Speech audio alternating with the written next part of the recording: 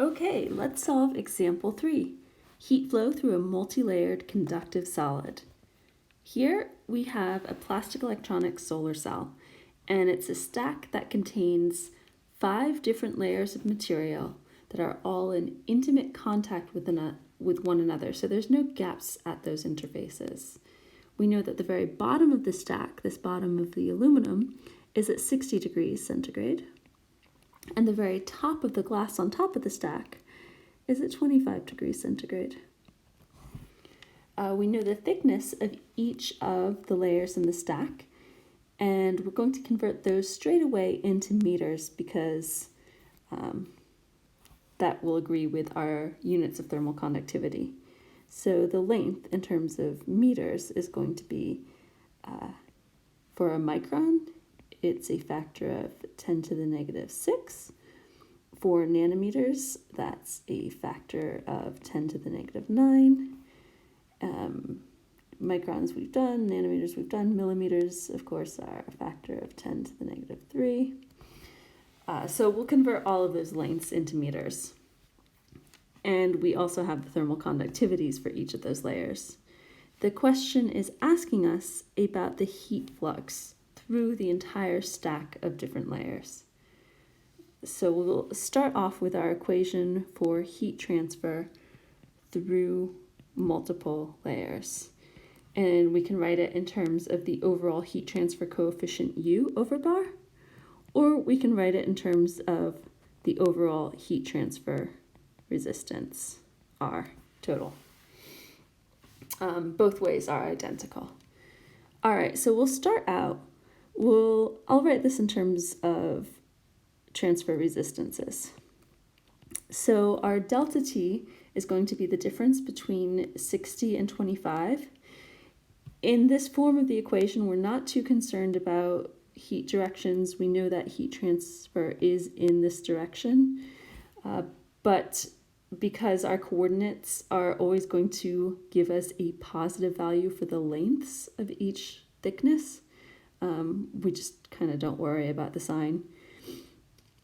So that difference in temperature is going to be 60 degrees C minus 25 degrees C. And here I'm writing it in centigrade because a delta T in centigrade is the same as a delta T in Kelvin. And then the total resistance is going to be the sum of each individual resistance through the layer. And so each individual resistance is the length of the layer. We'll start with the aluminum over the thermal conductivity over the area.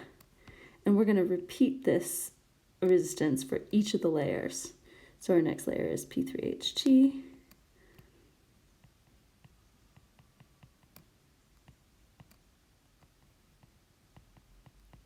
And then we've got a whole transport layer, P.PSS.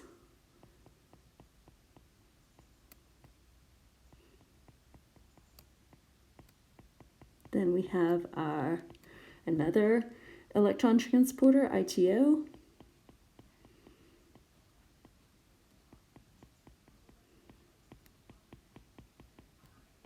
And finally, we've got our glass on top of the stack.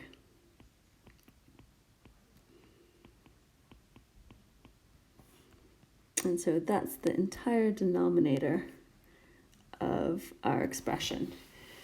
The problem we have here is basically that we don't know what the area is.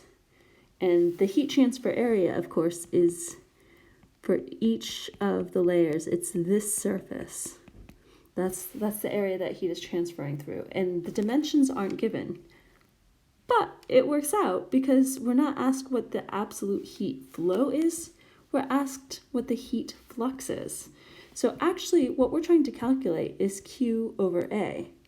So let's divide both sides of the equation by the area. I'm not going to write this whole expression out again. I'll write it as the sum of, actually I'll just write it as R total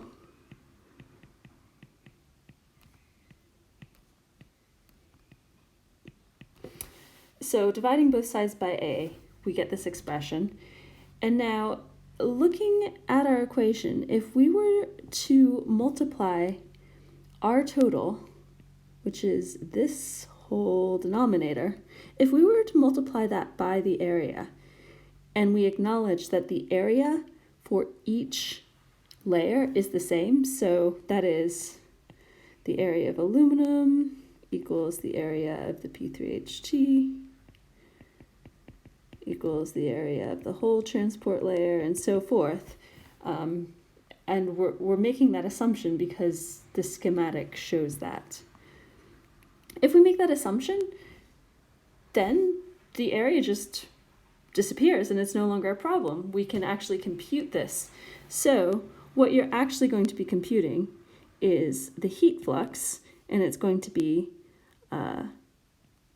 35 Kelvin, because that's the delta T, over the sum of Li over Ki, each of these layers.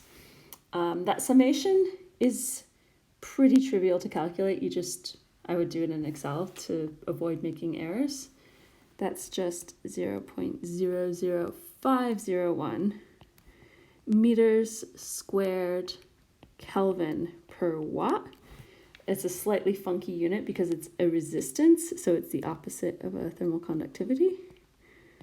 Again, over 35 Kelvin, and that gives us 6,990 watts per meter squared. And that is our answer. So again, the nifty trick we used here was recognizing that when the area is the same for each of the layers, we can pull it outside of the parentheses and calculate a flux instead of a heat flow. Thanks for joining.